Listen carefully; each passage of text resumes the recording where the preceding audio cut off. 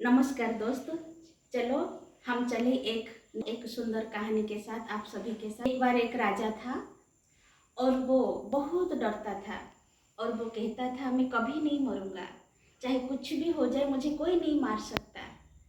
एक बार एक साधु ने कहा तुम्हारी मृत्यु तो अवश्य होगी, पर तुम किसी के साथ कोई आपको मनुष्य नहीं मारेगा, कोई गाड़ी में आप नहीं मरेंगे, कोई पानी में नहीं मरेंगे, लेकिन आपको एक आके ढसेगा और उसी सर्प के डसने से आपकी मृत्यु हो जाएगी।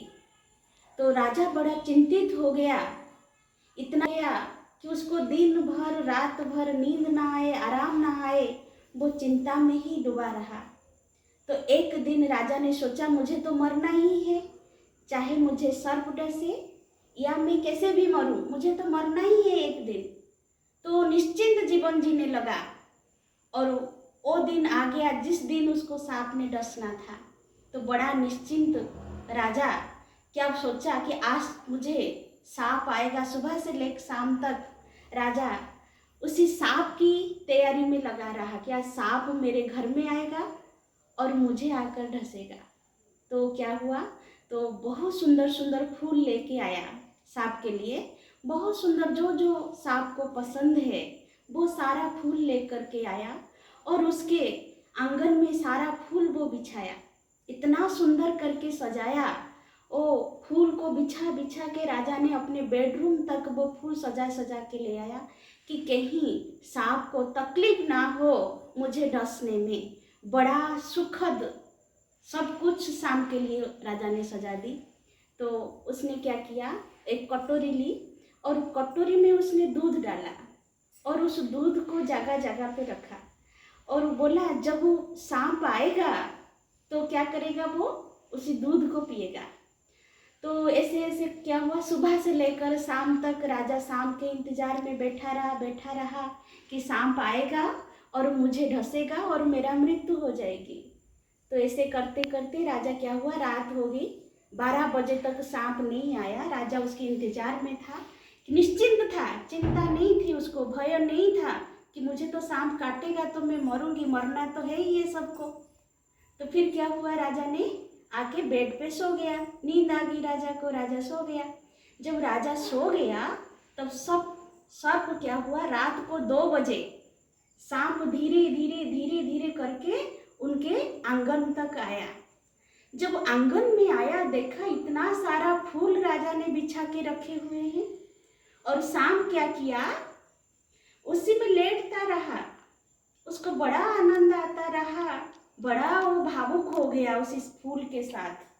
फिर थोड़ा दूर उसको याद आया मैं तो फूल में खेलने के लिए नहीं आया हूँ, मैं तो आया हूँ राजा को डसने के लिए। तो उसने क्या किया, दूध में जो पात्र रखा था थोड़ी दूर और आगे आया तो आगे देखा तो राजा ने उसके लिए इतना सारा दूध रखे हुए हैं। तो उसने क्या किया, दूध को पीने लगा। जब दूध को पीता रहा उसको और आनंद आता रहा, वो दूध पीता रहा, मगन होता रहा। ऐसे क्या हुआ, सुबह हो गई, क्योंकि उसको तो एक दिन पहले ही वो मरना था। सुबह हो गई, दूसरे दिन हो गई, तो सांप ने क्या हुआ, वापस अपने स्थान पे चला गया। राजा देखा सुबह तक राजा को कोई सांप ने नहीं डसा।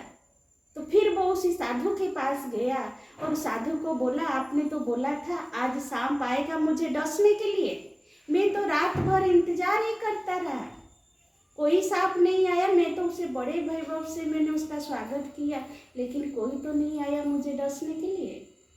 तो साधु ने कहा वो आपको डसने के लिए आया था, लेकिन आपकी चिंताधारा ने उसको परिवर्तन कर दी, आपकी सोच विचार ने उसका जीवन परिवर्तन कर दिया। आपने उसके लिए जो अच्छा अच्छा सोचा, उसके लिए इतना सुंदर फूल बिछाया, इतना सुंदर अरेंज किया, वो उसी में ही भावुक हो गया और आपको मृत्यु देने के बदले आपको जीवन दान दे के वो चला गया।